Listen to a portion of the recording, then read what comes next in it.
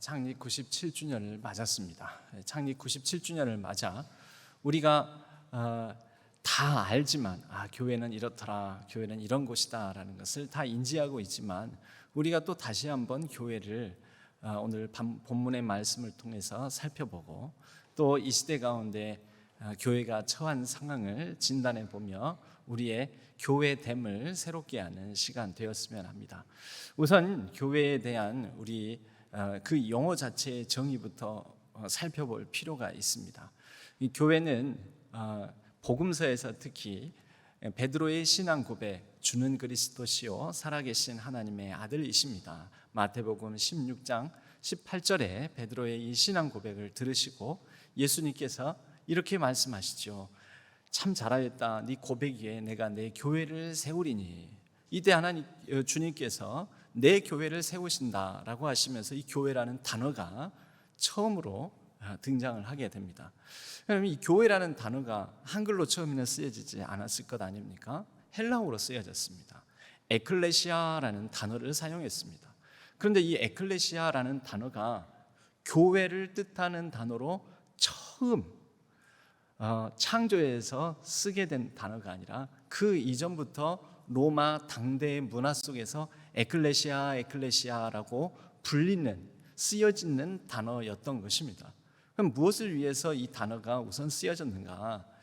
그때 당시에 여러 특정한 목적을 가지고 정치적으로 또 군사적으로 사회적으로 사람들을 소집해서 그 특정한 목적을 위해서 특정한 시간, 특정한 장소에 모인 사람들의 모임을 보고 에클레시아라고 했습니다.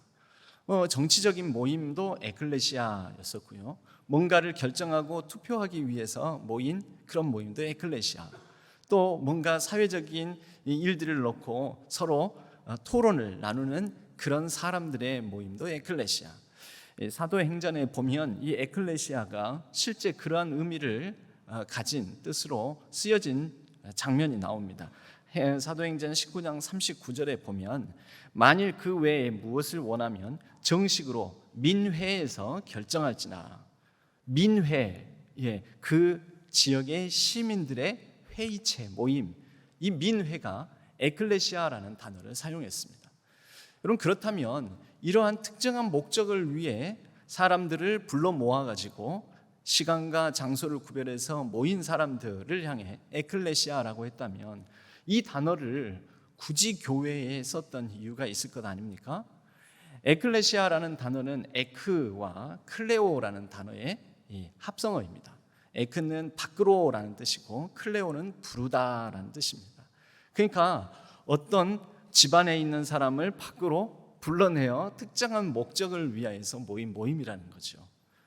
우리도 하나님의 특별한 목적을 위해서 세상 속에서 살아가는데 세상 속에서 우리를 특별히 부르셔서 불러 모은 사람들의 모임을 형성하게 하셔서 이곳에서 우리가 하나님의 일을 이루어 가기를 원하신다. 이 의미를 담아 바로 교회를 뜻하는 단어로 에클레시아라는 단어를 선택해서 사용한 것입니다. 우리 역사적으로 우리 신학교회는 1925년 바로 8월 달에 이곳 신안동각이라는 곳에서 세 분이 함께 주일날 모여서 함께 예배를 드리는 것을 시작점으로 삼습니다.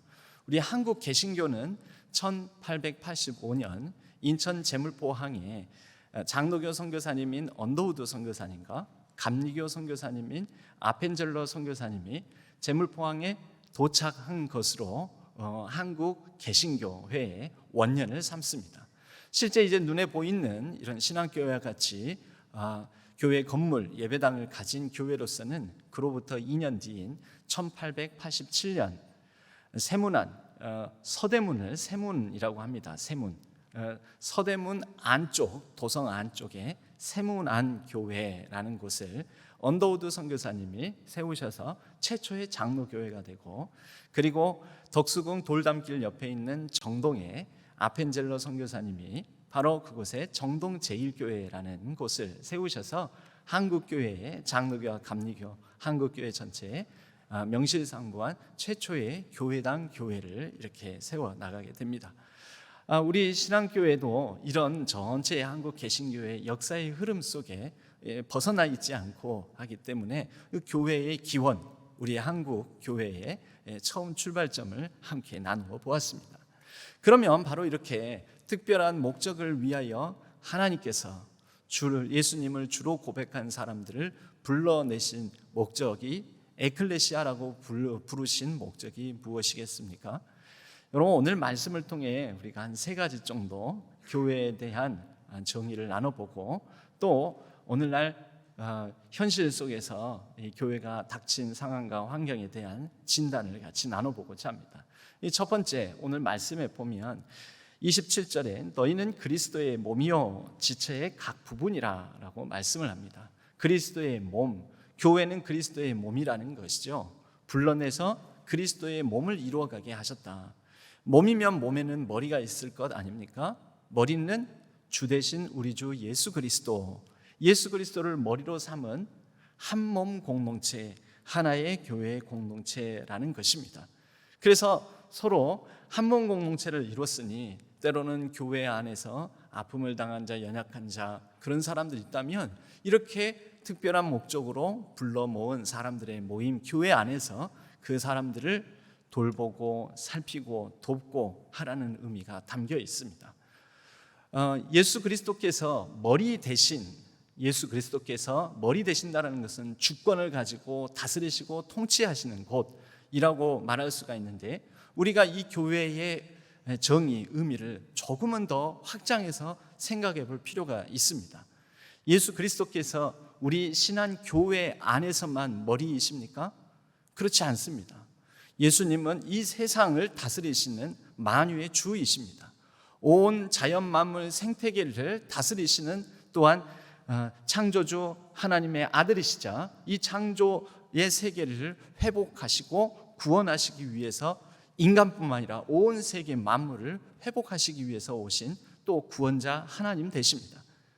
그런 예수님께서 다스리시고 머리가 되신다라는 것을 단순히 지역교회, 우리 신앙교회를 넘어서서 생각을 해보면 우리나라의 아픔, 세계 열방의 아픔, 고통당한 자, 연약한 가운데 있는 상황, 여러분 그것을 위해서도 그리스도의 몸된 공동체, 그 몸의 구성원인 우리가 아파하고 기도하고 또 그것을 위해서 할 수 있는 섬김을 다해야 한다는 것입니다. 최근에 서울에서 비 피해가 굉장히 심각했습니다. 폭우가 엄청나게 내려서 그 번역의 땅인 강남도 침수되고 비싼 외제차들도 다 물에 휩쓸려서 못쓰게 망가져 버릴 정도로 그런 참 최악의 물난리를 겪었습니다. 보통 사회에 재난이 닥치게 되면 가장 가난하고 경제적으로 취약하고 연약한 사람들이 더 크게 피해를 입고 심지어 생명의 위협까지 느껴지기 마련입니다. 그래서 신림동 지역에 있는 반지하에서 3명의 가족이 이 물이 차오르는데 그 반지하 방을 빠져나오지를 못하고 그곳에서 부르짖다가 결국 물이 가득 차서 그곳에서 유명을 달리한 그런 가슴 아픈 사건도 있었습니다.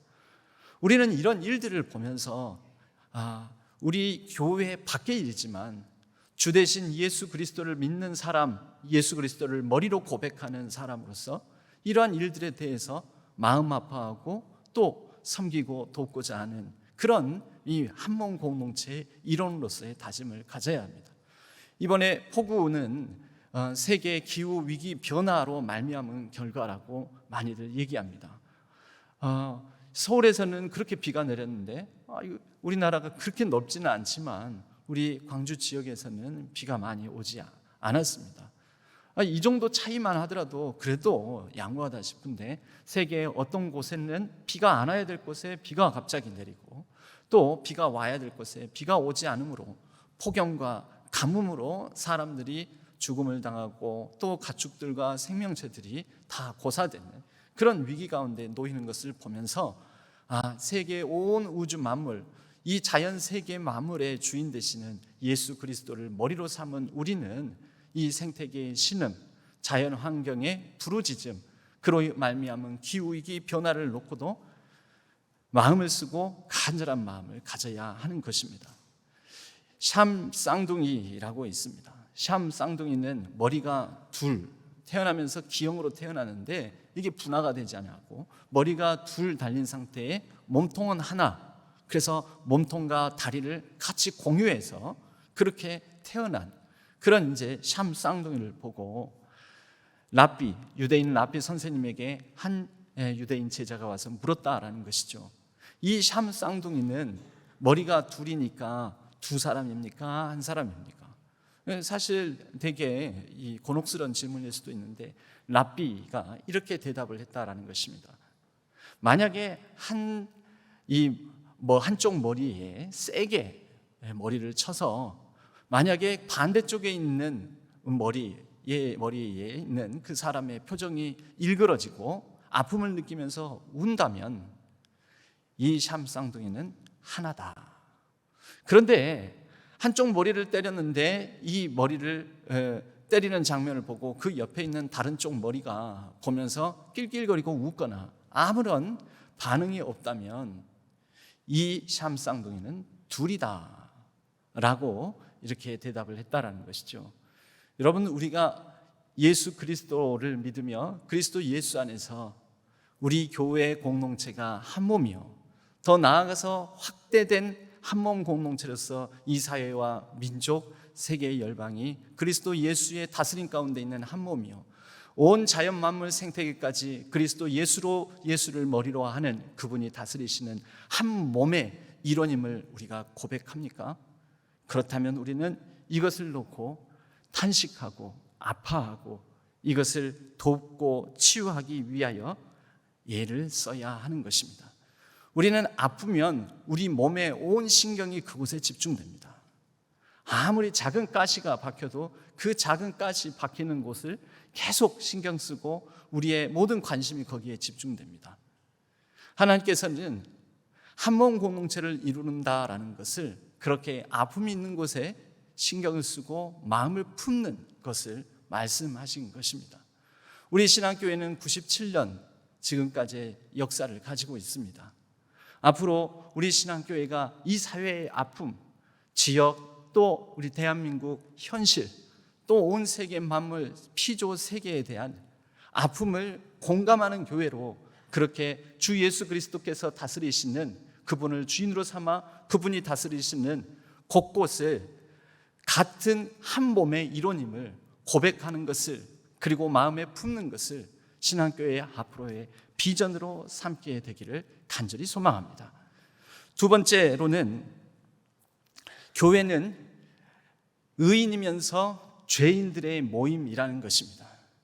교회는 이런 의미에 있어서 상당히 모순적인 곳입니다. 우리가 교회를 다니는 사람을 교인이라고 합니다. 그런데 우리가 또 다른 말로 성도님들이라고, 성도라고 얘기를 하죠. 이 성도의 뜻은 거룩할 성, 무리도, 거룩한 모임에 속한 사람들, 거룩한 사람들이라는 것입니다. 여러분, 우리는 나 자신은 알죠. 우리가 그렇게 거룩하고 완전하지 않다라는 것을 압니다. 그런데 우리 성경은 왜 우리를 향해서 거룩하다고, 거룩한 무리들, 성도라고, 믿음으로 말미암아 의롭다 칭함을 받았다고 의인이라고 그렇게 불러주는 것입니까? 여러분, 우리는 하나님의 전적인 은혜, 그분의 자비하심 가운데 거룩하다, 사실은 거룩하지 않은데도, 의롭다, 사실은 의롭지 않은데도 그렇게 불러주시는 은혜 가운데 있습니다. 그러나 동시에 우리는 교회를 다니기 전에 가지고 있던, 어렸을 때부터 자라면서 가지고 있던 상처와 쓴뿌리, 연약함, 그런 모자란 부분으로 인하여서 교회를 다니게 되면서 그대로 그것을 안고 들어오는 경우가 많습니다. 여러분, 그것이 다 무엇입니까? 그것이 죄된 본성인 것이죠. 교회 다닌다고 해서 이신칭이 의롭다 칭함을 받았다고 해서 성도라고 여겨진다고 해서 우리가 하루 한순간 뿅 하고 거룩한 사람이 되지는 않지 않습니까? 여전히 죄인입니다. 그래서 우리는 교회 안에서 여러 갈등과 긴장, 반목과 다툼, 이런 것들을 목도하게 되는 것입니다. 교회는 의인들의 모임이면서 죄인들의 모임이기 때문에 그렇습니다. 마음이 아픈 사람, 또 심리적으로 연약한 사람, 여러 상처를 가지고 있는 사람, 죄된 본성을 아직 다 해결하지 못한 사람, 여러분 누구나 오라라고 우리 주님께서 말씀하셨습니다. 예, 누구나 왔죠. 그래서 죄인들의 모임이기도 한다라는 것입니다. 여러분, 우리는 이것을 인정해야 됩니다. 아, 죄인들이 모였구나. 그러면서 하나님은 우리를 의롭다 여겨주시는구나. 의인들의 모임과 죄인들의 모임, 그 사이의 긴장 속에서 이루어가는 것이 교회의 공동체이구나. 이것을 인정해야 우리는 교회 안에서도 내가 생각지도 않았던, 기대하지도 않았던, 보기를 원치 않았던 여러 악하고 연약하고 부족한 모습들을 보면서 그것을 품어낼 수 있는 힘을 얻게 되는 것입니다. 그것을 뭐라고 하죠? 인내라고 하죠. 인정이 있어야 인내가 되는 것입니다. 죄인들의 모임이자 의인들의 모임이라는 것을 인정을 할 때 우리는 여러 연약한 상황들, 부당한 일들이 교회 안에서도 마찬가지로 일어날 때 그것을 인내할 수 있는 마음이 이루어지는 것이지요. 신학교회는 완벽한 교회가 아닙니다. 왜입니까? 죄인들의 모임이자 의인들의 모임, 의인의 모임이자 죄인들의 모임이기 때문입니다. 그러나 그로 인하여 우리는 이 사실을 인정하고 인내함으로 경주하며 이루어가야 될 특별한 하나님께서 맡겨주신 일들이 있습니다. 비트겐슈타인이라는 분이 자신의 논문책에서 이런 그림을 제시를 합니다. 그리고 이것이 무슨 그림이냐라고 묻습니다. 여러분들은 이 그림이 무슨 그림입니까? 무엇의 형상입니까? 토끼라고 생각하시는 분, 토끼. 오리라고 생각하시는 분. 네. 역시 이 죄인들의 모임이라서 이것도 저것도 반응하지 않는 분들이 이렇게 많습니다. 여러분, 비트겐슈타인이 이 그림을 내어놓을 때에는 이것이 토끼인가 오리인가, 그것이 중요한 게 아니다. 이것이 실제 토끼냐 오리냐라는 그 구체적인 진실을 드러내는 것이 중요한 것이 아니다. 그럼 뭐가 중요하냐? 왜 누구는 오리로 보고 누구는 토끼로 보냐라는 것입니다. 그래서 비트겐슈타인은 이 그림을 보면서 해석자, 관찰자, 이 그림을 보는 사람의 경험, 가지고 있는 생각, 그 사람의 무엇을 더 익숙하게 여기느냐, 왼쪽부터 바라보는 것에 익숙하느냐, 오른쪽부터 바라보는 것에 익숙하느냐, 어떤 관점, 어떤 배경 지식, 어떤 상황 속에 그 사람이 놓여 있느냐에 따라서 이 그림은 토끼가 되기도 하고 오리가 되기도 한다라는 것입니다. 여러분은 교회를 바라보면서 어떤 마음, 어떤 배경, 어떤 생각, 어떤 관점에서 교회를 바라보십니까? 누군가에게는 교회는 마땅히 의롭고 거룩한 곳이지, 누군가에게는 교회도 별 수 없더라, 교회도 다 엉망이고 죄인들이 가득하고 때로는 사회보다도 더 험하고 심하더라. 여러분, 내가 어떤 해석자인지, 어떤 관찰자인지 먼저 살펴보아야 됩니다. 내가 바라보는 그 대상이 실제 어떤 모습이냐라는 것은 사실은 내 상태에 따라서 달라진다라는 것이죠. 여러분들은 죄가 더 많이 보이십니까? 의가 더 많이 보이십니까? 의를 위한 경건하고 거룩한 경주가 보이십니까? 아니면 별 수 없다라는 실망과 좌절감, 낙심으로 말미암아 교회 안에 죄된 무리들의 죄된 행위들만 보이십니까? 내가 죄에 더 관심이 많으면 죄인들의 모임으로 교회가 보여질 것이고요, 교회를 통해서 부족하고 연약하지만 하나님의 의를 이뤄가는 것에 관심이 많아 의에 줄이고 목마르다면, 그 의를 위하여 자신의 마음과 생각을 드린다면 교회는 우리가 부족하고 연약하지만 의인들의 모임 맞다. 그래도 이 세상에 이 교회만한 거룩함을 이 땅 가운데 이뤄가는 하나님을 믿는 사람들의 모임이 어디 있는가?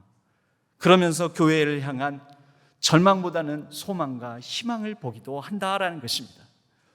오늘날 이 땅에 여러 가나안 성도들이 많이 있습니다. 여러분, 가나안 성도라는 말을 들어보셨습니까? 가나안 성도. 이제는 이 가나안 성도라는 말이 교회 안에 교계 용어가 아니라 이 사회적 용어가 되어가고 있습니다. 뉴스 포커스라는 그런 뉴스 이 한 프로그램에서도 가나안 성도에 대한 진단을 하는 것을 SBS에서 방영되었던 그 뉴스 영상의 이 유튜브 채널에서 제가 본 적이 있습니다. 여러분, 가나안 성도는 거꾸로 읽으면 가나안, 안나가 성도입니다. 안나가 할 수가 없으니까 그것을 다시 거꾸로 읽으니까 가나안해서 교회를 안 나가고 있는 성도들을 가나안 성도라고 한다는 것이죠. 이미 코로나 이전에 한국 교회의 가나안 성도들이 약 10에서 15% 정도로 추산된다라고 얘기를 했었습니다. 그런데 코로나 상황이 벌어지면서 그동안 억지 춘향격으로라도 부모님에 의해서 우리 가정이 그래도 교회를 쭉 다녔으니까 하고 교회를 출석하다가 코로나, 얼마나 이 좋은 핑계거리입니까? 코로나로 인해서 그동안 내가 교회에 사실은 안 다니고 싶은 마음이 있었는데, 실망이 있었는데, 약간 교회에 대한 소망이 없었는데 잘 됐다 하면서 코로나로 인하여 가나안 성도들이 엄청나게 늘었다라는 것이죠. 물론 나가고 싶은 마음이 있는데 못 나오신 분들도 있고, 못 나가와 안 나가는 다르지요. 안 나가는 자신의 의지가 있는 것이죠. 의지를 발휘해서 안 나가. 여러분, 그래서 이러한 가나안 성도들을, 코로나로 말미암아 생긴 가나안 성도들을 코로나 가나안, 시 가나안, 줄여서 이렇게 얘기를 합니다. 지금 각 교회들마다 코로나가 종식이 설정된다 하더라도 약 20% 이상의 성도들이 교회를 나오지 않을 것이다 라는 그런 예측 통계도 있습니다. 여러분, 우리는 바로 이러한 부분에 우리 교회가 이제 앞으로는 예민한 관심을 가져야 합니다. 우리가 풀어야 할 숙제인 것이죠. 오늘날에는 교회로 오라 해서 막연하게 옛날처럼 교회로 모이고 오는 시대가 아닙니다. 제가 이 코로나 시대에도 2020년에도 저쪽 참 경치가 좋은 이런 바닷가 해안의 카페를 가니까 그때 이미 교회들은 방역 당국에 의해서 온라인으로만 예배를 드려라라는 그런 때입니다. 그런데 주중에 그런 아주 바다가 내다보이는 4층짜리 전체 통 건물로 된 카페를 가보니 줄을 서서 있습니다. 젊은 사람들이. 교회는 안 다니는데 그런 줄을 서서 좋은 뷰를 가진 해안가 카페에는 미어 터지게 사람들이 다 앉아 있더라는 것이죠. 저는 이런 현상을 보면서 그런 생각을 해보았습니다. 교회는 안 오는데 이런 데는 이렇게 모이는 거 보면, 그러면 앞으로 교회는 교회 당으로 오라고 할 게 아니라 이런 사람들이 있는 이곳으로 가야 되는 것 아닌가. 오라가 아니라 그들이 있는 곳에 가야 되는 거 아닌가. 그들이 있는 곳, 모일 수 있는 실험적이고 또 여러 환경적인 것을 작정하고 실험적인 계획을 가지고 시도해 봐야 되는 것이 아닌가, 이런 생각을 해보았습니다. 코로나로 인하여서 캠핑 인구는 엄청 늘었다고 합니다. 캠핑차는 불티나게 팔리고 캠핑 용품들도 엄청나게 팔린다고 합니다. 여러분, 사람들 교회는 안 나가고 어디 있는 것입니까? 캠핑 장소에 가 있는 것입니다. 여러분, 앞으로는 교회는 이 시대 가운데 도전히 우리로 하여금 오라가 아니라 가는 방식으로 우리가 교회 사역을 꿈꾸고 계획하고 한번 실험해보는 일들이 필요하지 않겠는가, 이런 생각이 듭니다. 비트겐슈타인의 오리와 토끼 그림, 이 그림을 보는 사람의 관점이 중요한데 우리는 지금까지 안경을 쓰고 세상을 바라보고자 했습니다. 기독교적 세계관이라는 이름하에 성경적 가치관이라는 안경을 통해서 세상을 바라보고, 때로는 세상을 정죄하고 세상을 향하여서 그 안경을 끼고 바라보는 그런 시선을 가졌습니다.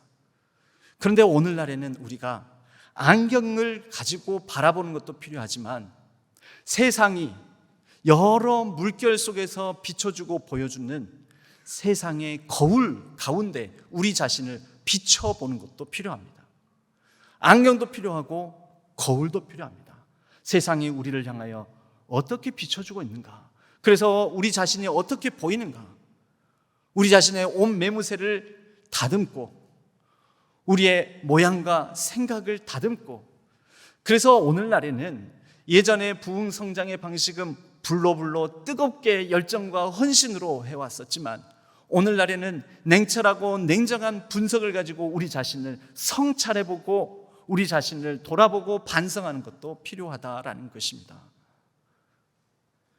교회는 의인들의 모임이면서 죄인들의 모임입니다. 그렇기 때문에 우리는 하나님의 은혜에 감격하되 또 우리 자신을 조용히 잠잠히 그분 앞에서 성찰해보며 우리 자신을 돌아보고 반성하며 이 세상이 우리를 향해서 뭐라고 하는지에 대해서 귀 기울여 들을 수도 있어야 합니다. 마지막으로 교회는 완성된 기관이 아닙니다. 그리하여 교회를 이렇게 정의를 합니다. 되어가는 존재, 되어가는 존재. 여러분, 죄인과 의인들, 의인과 죄인들의 이 사이에 놓인 긴장을 가지고 있는 교회 공동체는 지금도 끊임없이 거룩의 완성을 향하여, 그러나 아직 이루어지지 않은 몫을 채우고 목표로 되어가고 있는 과정의 교회들입니다. 이 땅에, 이 지상에 있는 교회는 어느 교회도 완벽하지 않습니다. 완성되어 있지 않습니다. 우리는 지금도 되어가고 있는 걸음걸음을 걷고 있다라는 것이죠. 여러분, 혹시 가나안적인 마음 가지고 계십니까? 또 우리 가정 안에서도 가나안 성도 있습니까? 여러분, 우리가 교회에 대한 실망, 또 뭐 여러 개인적인 안일함과 나태함, 뭐 또 여러 가지 교회에 내가 보기 싫었던 여러 가지 연약함과 부족함 때문에 교회를 내려놓고 쉬고 있는 분들 있습니까? 교회는 완벽하지 않습니다. 그러나 교회가 지금 완벽을 향하여 되어가는 존재라면 우리는 이 가운데 우리의 하나님을 향한 마음을 포기하지 않아야 합니다. 믿음과 신앙을 잃지 않아야 합니다. 알프스 산맥에는 여러 높은 산들이 있습니다.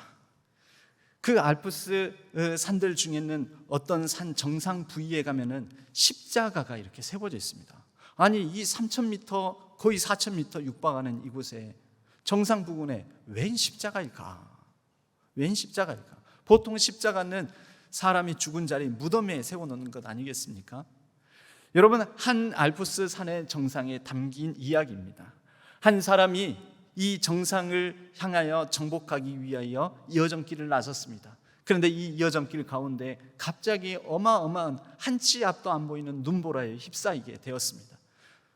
이 눈보라에 휩싸여서 그래도 산 정상에 가면, 내가 조금만 더 가면 정상에는 산장이 있다, 그것을 알고 있었기 때문에 묵묵히 최선을 다해서 이 눈보라를 헤치고 걸어가게 됩니다.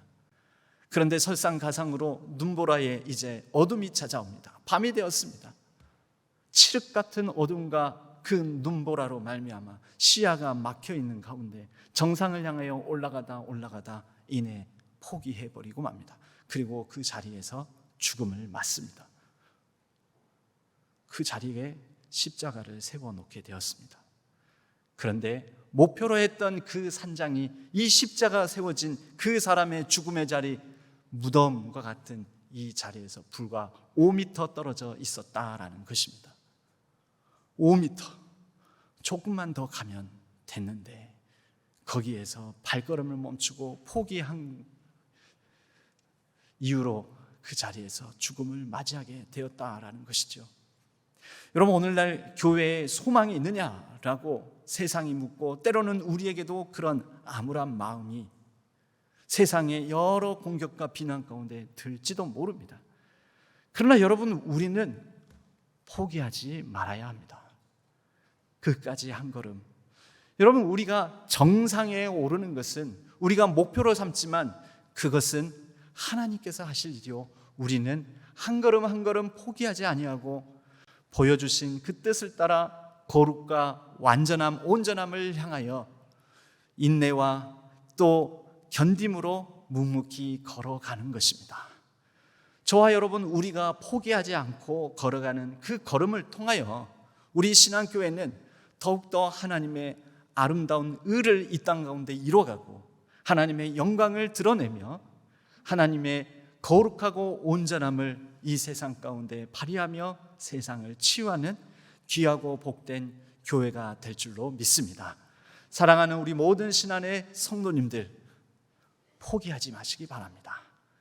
한 걸음 한 걸음 묵묵히 걸어가는 발걸음 가운데 우리 주님께서 함께 걸어 주실 것입니다. 우리의 의로운 몸짓을 포기하지 마시고 거룩을 향한 경주를 포기하지 마시고 그리고 우리 신앙교회를 통해서 이루어질 하나님께서 선하시고 기뻐하시고 온전하게 하실 그 귀한 뜻을 향하여 우리가 오늘도 열심을 다하여 걸어가고 헌신하는 복된 우리의 걸음걸음이 되기를 주님의 이름으로 간절히 축복합니다.